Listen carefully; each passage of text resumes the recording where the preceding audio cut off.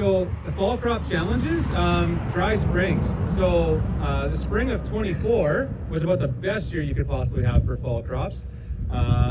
This spring, it was a little dry, so there was some challenges for fall crops through a dry spring. So that is a big challenge around fall crops in general. Typically rye, like a hybrid rye, you're not going to be as impacted by that dry to wet spring. A winter wheat, it suffers more in a dry spring, for sure.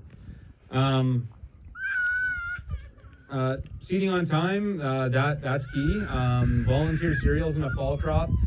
If you're just going to grow rye to target the feed use market, you could definitely go on a spring wheat or a barley stubble. Just watch those volunteers coming and competing, so control those volunteers somehow if you're going to have them. But a rye on a wheat or barley doesn't have that disease, that green bridge risk. So whereas a winter wheat on a wheat stubble, I would say no, please don't do that, because you're going to have that green bridge risk in the volunteers.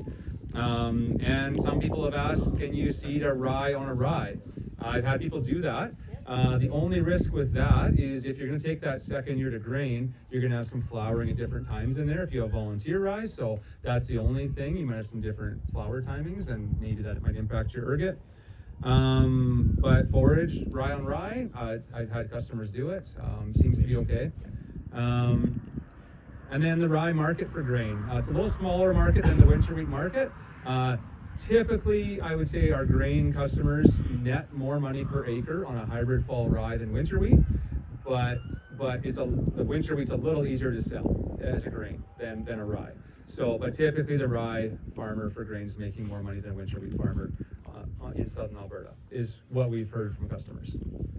So, disease-wise, Fusarium is pretty much non-existent risk for rye, from what I've seen.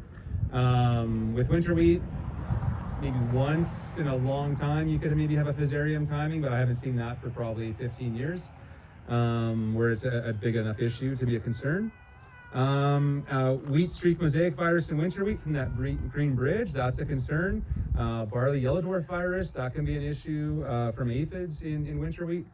Bacterial blight, I've seen that in winter wheats, not really in ryes.